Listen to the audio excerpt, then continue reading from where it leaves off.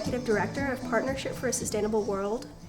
This foundation began directly after the earthquake of 2010 in Port-au-Prince, Haiti.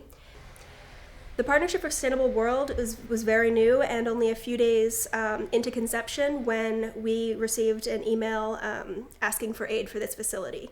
They have an urban location in Gonaive, but it's extremely crowded, not particularly sanitary, very low light. They need a new facility. They had bought land. This couple, the Noels, had bought land and were planning to build, but they needed the technological assistance to do so. We wanted to create long-term development and infrastructural changes because most aid is always immediate. It's very necessary, but it's medical, it's food, it's on-the-ground relief that doesn't change the intrinsic properties and problems, within a larger society. My friend always described me as the social worker of architecture because I always see this capacity within design to affect positive change for both individuals and the community that they inhabit. We take direction specifically from the community.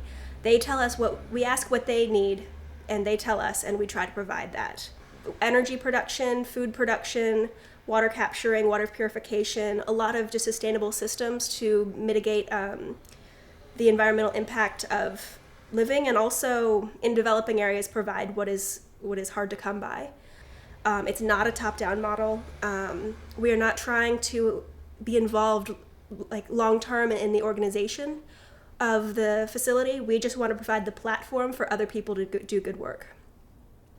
I've always felt that architecture, the reason why it's important is that the spaces that people inhabit truly change their perception of what is possible and what they can aspire to be. And because we have the labor, we're ready to go. Ça, c'est pas un espace pour eux.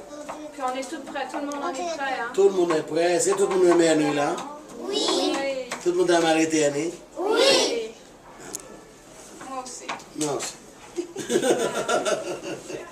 We want to build a home for these orphans and make them feel like they have space, because in the environment that they're in right now, it's just so close quarters, and there's no sort of air. We went and stayed in the current facility in May for about 8 days, and that experience of putting a face to our efforts changed everything. They function as a family.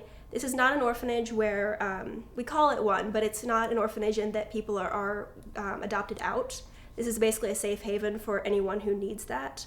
And they stay until the girls are 18 and the boys are 16. This is their home, and they are treated as such. The kids, just getting to know the individual personalities, you just sort of displace any sense of the tragic uniform. The children are suffering from protein deficiencies, even though they're fed well every day. The nutritional aspect it's basically white bread, white flour, white pasta, and a little bit of sauce.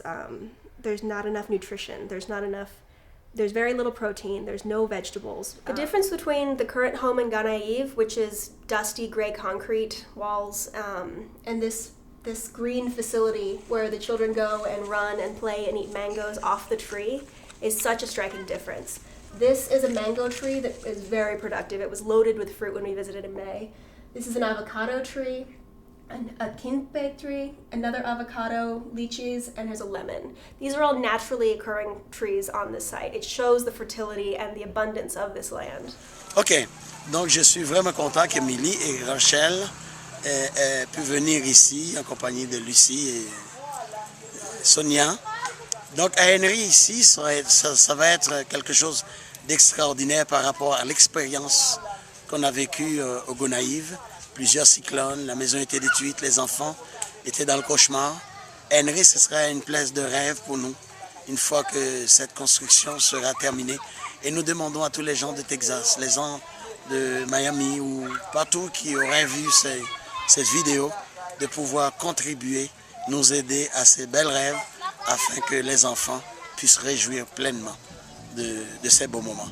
Alors, merci à tout le monde pour cette vidéo.